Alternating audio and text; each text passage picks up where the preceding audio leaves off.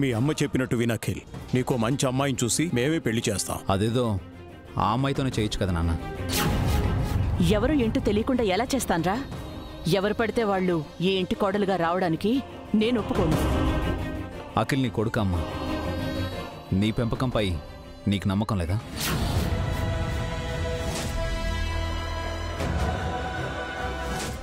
నా మీద గౌరవం ఉంటే వాడు ఇలాంటి పని చేస్తాడా?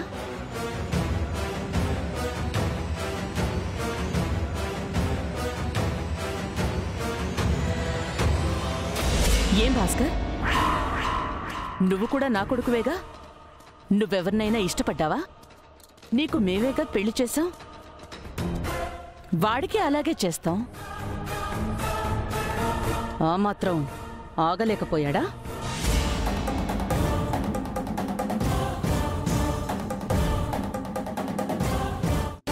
మన చేతికున్న 5 వేళ్ళు సమానంగా ఉండవమ్మా.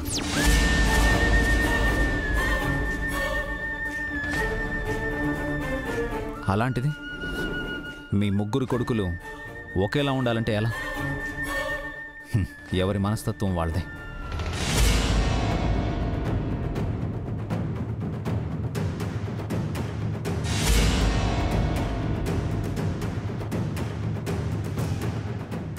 అంటే ఎవరి మనసు ప్రకారం వాళ్ళు నడుచుకుంటారా?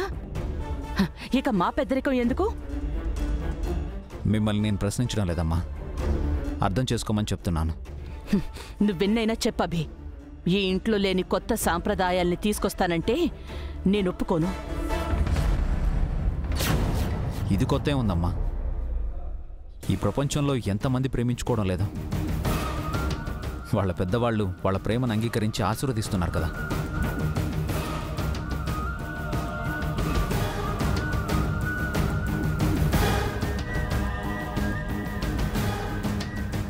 అఖిల్ నాకంటే 2 ఏళ్ళు చిన్నవాడు నాన్న. మంచి చెడు వాడికి తెలుసు. మన కుటుంబ గౌరవ మర్యాదల్ని వాడు పాడు చేయడం. నా తమ్ముడిపై నాకు ఆ నమ్మకం ఉంది.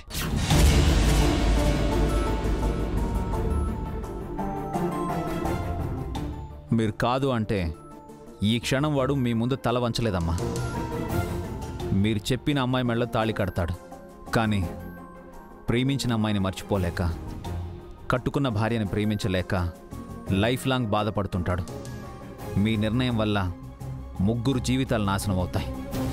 అది ఈ కుటుంబానికి మంచిదా చెప్పండి?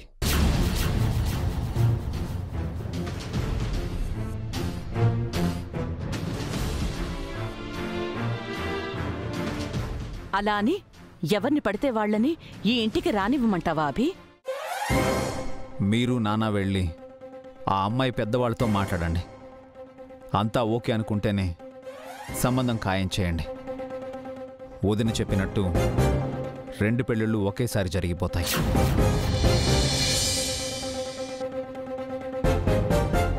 అభి, అలాగే అభి, నువ్వు చెప్పినట్టే చేద్దాం.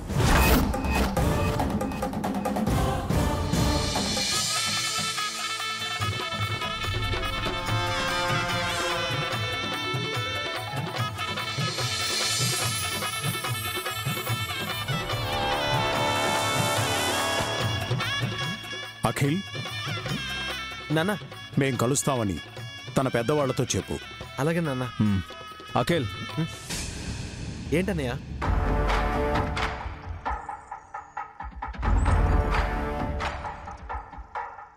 నువ్వంటే అమ్మాయికి ఇష్టమేనా? ఇష్టమే అన్నయ్య. అమ్మకి మాట ఇచ్చాను. ఆ అమ్మాయికి వాళ్ళ అమ్మ నాన్నలకు నచ్చితేనే నీ పెళ్లి జరుగుతుంది.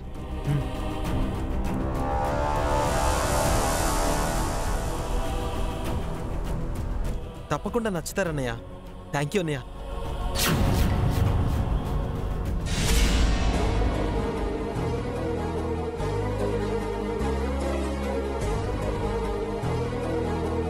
అభి, వెంటనే అమ్మాయి పెద్దవాళ్లతో మాట్లాడు.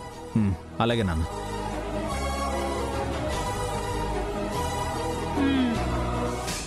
ఏంటో ఈ ఇంట్లో అందరి పెళ్ళిళ్ళు అయిపోతున్నాయి. నేను అభికి అత్తయ్యగా కాకుండా ఏ అక్కగానో చెల్లెలుగానో పుట్టుంటే బాగుండేది. ఇలాగే నా గురించి కూడా మాట్లాడి నాకు పెళ్లి చేస్తుండేవాడు. అంతా నా కర్మ.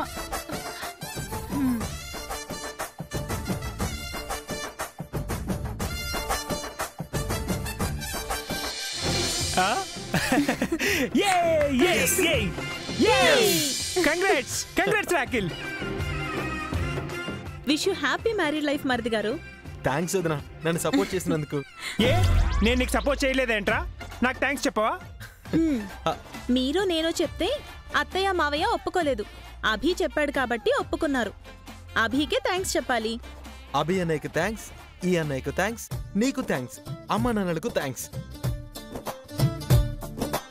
ఈ థ్యాంక్స్ లాపి వెళ్ళి అమ్మాయి వాళ్ళతో మాట్లాడరా. మా దగ్గర దాచావు కానీ నాన్నకు దొరికిపోయావు.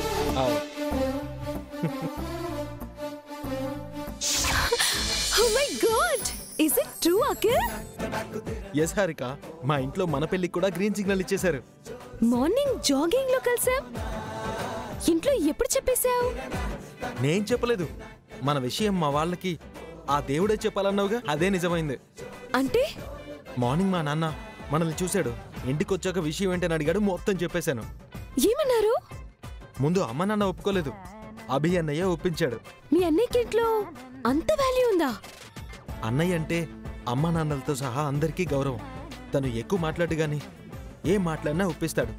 నువ్వు మీ అన్నయ్యని పెళ్లికొప్పించాగా, అందుకే ఆయన మన పెళ్లికొప్పించారు. చేసిన మేలు ఊరికే పోదమ్మా. పడ్డ కష్టం వృధా అవదు. దేవుడున్నాడు. అవును, మార్నింగ్ మనల్ని చూసిన మీ నాన్న రూపంలో, మన పెళ్లికి ఒప్పించిన మీ అన్నయ్య రూపంలో దేవుడున్నాడు. నీకు ఇంకో సర్ప్రైజ్ న్యూస్ చెప్పనా? ఏంటి? వింటే ఎగిరి గంతేస్తావు. సస్పెన్స్ పెట్టకుండా చెప్పు బాబు. అన్నయ్య పెళ్లితో పాటే మన పెళ్లి కూడా. 2 పెళ్లిళ్ళు ఒకేసారి చేయాలనుకుంటున్నారు. నిజమా? అవును. మనం ఇంకా లేచిపోవాల్సిన పని లేదు. అఖిల్, వెంటనే ఈ విషయం అంకుల్ ఆంటీతో చెప్పు. త్వరలో మా అమ్మ నాన్న మీ ఇంటికి రాబోతున్నారు. గుడ్ న్యూస్ చెప్పావు Akhil. Love you. Love you to.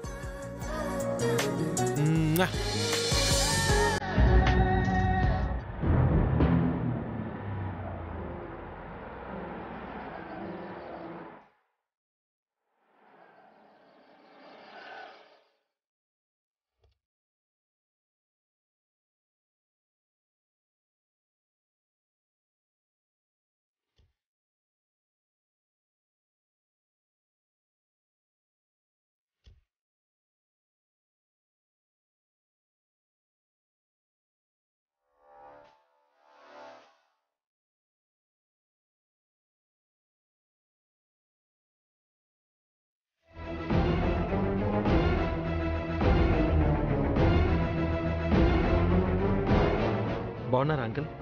బాగున్నారా ఆంటీ?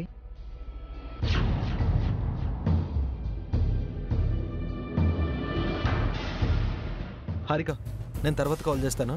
మా సంధ్యావదిన అమ్మ నాన్న వచ్చారు. రండి పిన్ని గారు. ఎలా ఉన్నారు మావయ్య?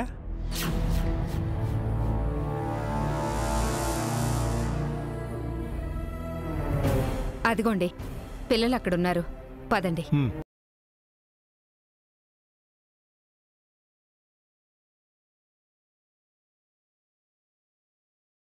ఏంటండి పలకరిస్తే మాట్లాడకుండా వెళ్ళిపోయారు? అదే అర్థం కావట్లేదు. ఎప్పుడు నవ్వుతూ మాట్లాడేవాళ్ళు, ఏమైంది వీళ్ళకి? నేను పలకరించినా పట్టించుకోకుండా లోపలికి వచ్చారు. ఏదో జరిగింది.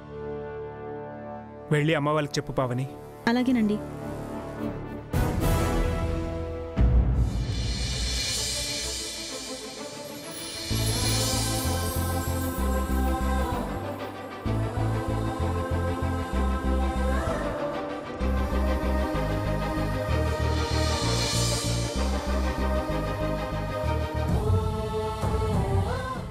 ఎలా ఉన్నారా? బాగున్నాం తాతయ్య. ఇటు చూడండి, మీకోసం కొత్త బట్టలు తెచ్చాము. థ్యాంక్ యూ అమ్మమ్మ. థ్యాంక్ యూ అమ్మమ్మ. డాడీ ఎక్కడా? ఆఫీస్కి వెళ్ళారు. లంచ్ కి ఇంటికి వస్తానని ఫోన్ చేశారు. మీరెందుకు మమ్మల్ని చూడడానికి రావట్లేదు? ఇప్పుడు వచ్చాం కదా. మీకు విషయం తెలుసా? మాకు కొట్టం వస్తుందంట.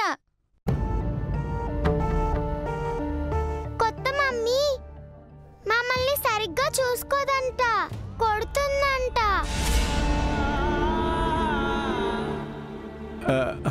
మేమున్నాం కదా, మీకేం కాదమ్మా. నాన్న కూడా ఇదే చెప్పారు. అత్తయ్య,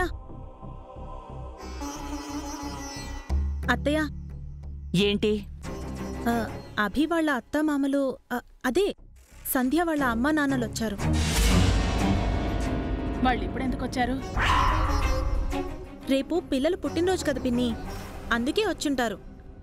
కానీ వాళ్ళెందుకో కోపంగా ఉన్నారు. మీరొకసారి రండి అత్తయ్య గారు. రండుదినా. నీకు అనుకి ఇద్దరికి బట్టలు తీసుకొచ్చాం. బాగున్నాయా? చూడండి, ఈ బట్టలు చూస్తే మీకు చాలా బాగా నచ్చుతాయి. అన్నయ్య గారు, వదినా ఎలా ఉన్నారు? మేమెలా ఉంటే ఏముందలే వదినా.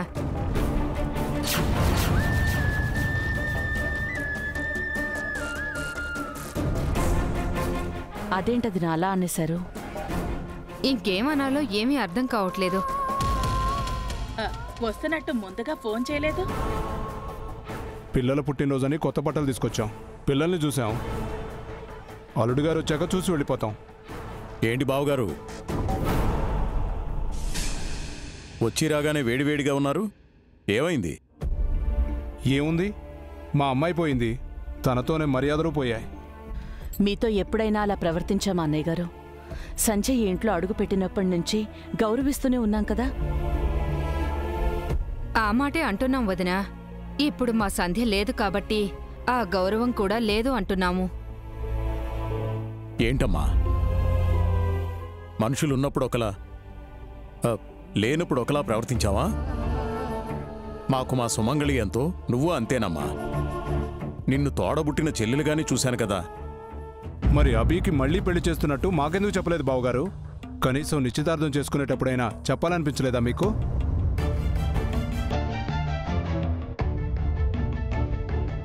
అదేదో అనుకోకుండా జరిగిపోయింది బావగారు. మీతో చెప్పకపోవడం తప్పే, అందుకు క్షమించండి.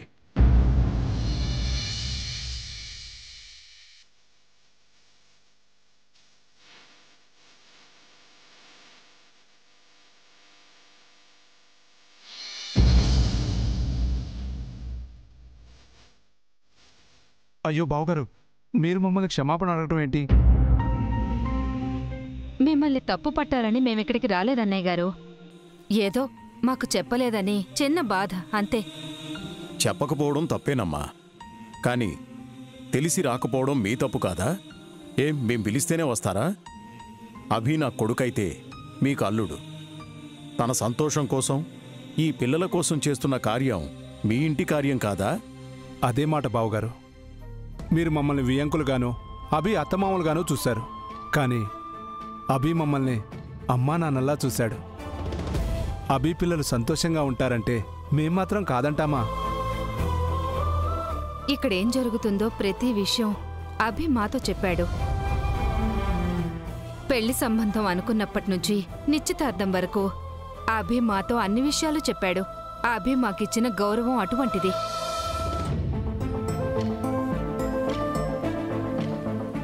పిల్లలకు అమ్మ, ఈ ఇంటికో కోడలు వస్తుందంటే మాకన్నా సంతోషించేవాళ్లు ఎవరుంటారన్నయ్య గారు?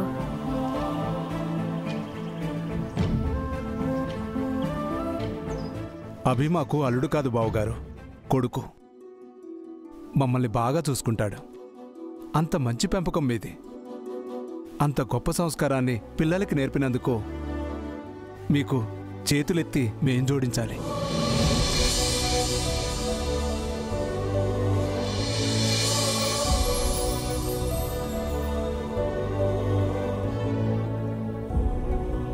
అభి చాలా గొప్పవాడు బావగారు. వాణ్ణి తలుచుకున్నప్పుడల్లా నాకు చాలా గర్వంగా ఉంటుంది. నాన్నొచ్చారు, డాడీ వచ్చారు.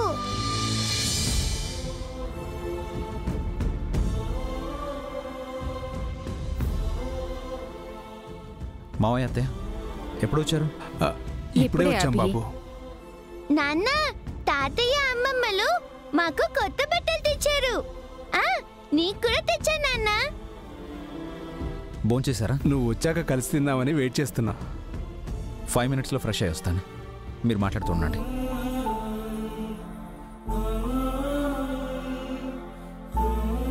కాసేపు భయపెట్టేశారు కదా వదినా. బియ్యంకులంటే మీకు ఆ మాత్రం భయం ఉండాలి కదా వదినా. కాసేపు మిమ్మల్ని ఆట పడిద్దాం అనుకున్నాను.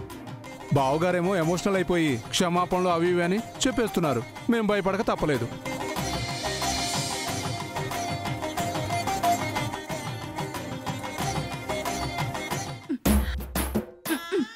అందరూ మీ సంతోషం గురించి చూసుకుంటున్నారు కానీ నా సంతోషం గురించి ఎవ్వరూ పట్టించుకోవట్లేదు.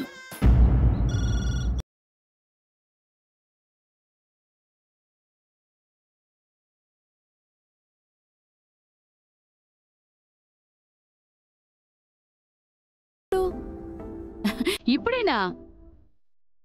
సరే ఉంటాను. ఎవరు సుశీల? బియ్యంకుల ఇంటి నుంచండి. అభిరామ్ మొదటి భార్య అమ్మా నాన్నలు వస్తున్నారటండి. వాళ్ళెందుకు వస్తున్నారు?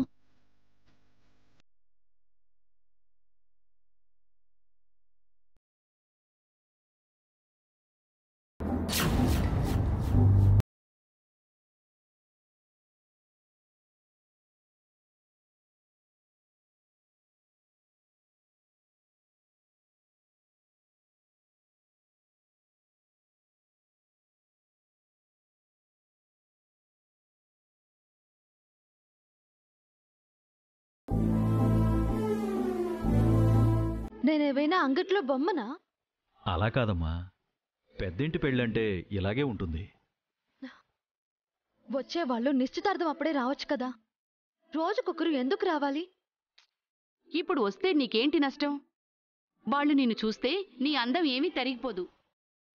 ప్రతిసారి ఎగ్జామ్ హాల్లో కూర్చున్నట్టు కూర్చోవాలంటే నాకు అవమానంగా ఉంటుందమ్మా. తమ కూతురి స్థానంలోకి వస్తున్న నిన్ను వాళ్ళు అభిమానిస్తారే గాని అవమానించరమ్మా. నిన్ను తమ కూతురులానే చూస్తారు. ఆ అర్హత మీకు మాత్రమే ఉంది నాన్న. ఇంత మంచితనం ఇంకెవ్వరికీ ఉండదు.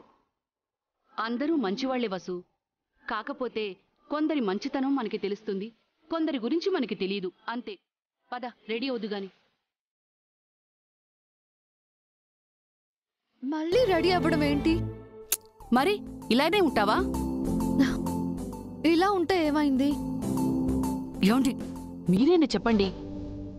పెద్దవాళ్ళు వస్తున్నారు కదమ్మా, ఇంకాస్త రెడీ అయితే మంచిది. ఇంకెన్నిసార్లు రెడీ అవ్వాలి నాన్న? ఎంతమంది కోసం రెడీ అవ్వాలి? బా మళ్ళీ మొదటికొచ్చావా? వాళ్లతో పాటు అల్లుడు గారు కూడా వస్తున్నారట. ఓ ఇప్పుడు అర్థమైంది. అప్పుడు ఇంట్లోకి ఎందుకు పిలవలేదని ఇప్పుడు అడుగుతాడేమో. అసలు అందుకే వస్తున్నాడేమో. ఇందుకే ఈ పెళ్లి గిల్లి చేసుకోను అన్నాను.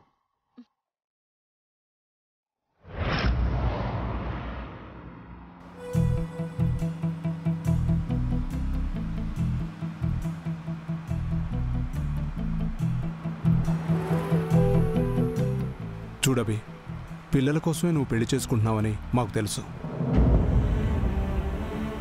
నీ నిర్ణయాన్ని మేము గౌరవిస్తున్నాం. వచ్చే అమ్మాయి పిల్లల్ని అమ్మలా చూసుకుంటే చాలు. అమ్మలా కాకపోయినా ఆయాలా చూసుకున్నా చాలు. ఆయాలా చూసుకోవడానికి పెళ్లి చేసుకోవడం ఎందుకు? ఒక ఆయన పెట్టుకుంటే చాలదా? తను అమ్మలా చూసుకోవాలి. అమ్మలా చూస్తుందో ఆయాలా చూస్తుందో ఎవరికి తెలుసు? అందుకేగా తన్ని చూడ్డానికి పెడుతున్నావు. చూడగానే అమ్మాయి ఎలాంటిదో తెలిసిపోతుందా? చూడు, అన్నం ఉడికిందో లేదో తెలియడానికి ఒక్క మెతుకు పట్టుకుంటే చాలు కదా. ఏమైనా మన సంధ్యలేని లోటు తీరుతుందా? దాన్ని ఎవ్వరూ భర్తీ చేయలేరండి. సంధ్యను తీసుకెళ్ళిపోయి దేవుడు అన్యాయం చేశాడు. ఇప్పుడు ఈ అమ్మాయి రూపంలో న్యాయం చేస్తున్నాడు. న్యాయమే చేస్తాడో మళ్ళీ అన్యాయమే చేస్తాడో ఎవరికి తెలుసు? కాస్త పాజిటివ్గా ఆలోచించు. అంతే కదా అభి? తను చూశాక మీ నిర్ణయం చెప్పండి మావయ్య. నా నిర్ణయం సరైందో కాదో అని. నిశ్చితార్థం కూడా జరిగాక ఇంకా ఏం చెప్తాంలే బాబు. నువ్వు కాస్త నోరు మూస్తావా? నిశ్చితార్థానికి పోకపోవడం మనదే తప్పు. అభి మనకు చెప్పకుండా ఏం చేయలేదు కదా. పెళ్లి గురించి నాకేం కంగారు లేదండి. నా తప్పనంతా పిల్లల గురించే. ఆ పిల్లల కోసమే అభి పెళ్లి చేసుకుంటున్నాడు. అర్థమైందా? ఆ అమ్మాయిని చూసే వరకు ఇంకేం మాట్లాడకు.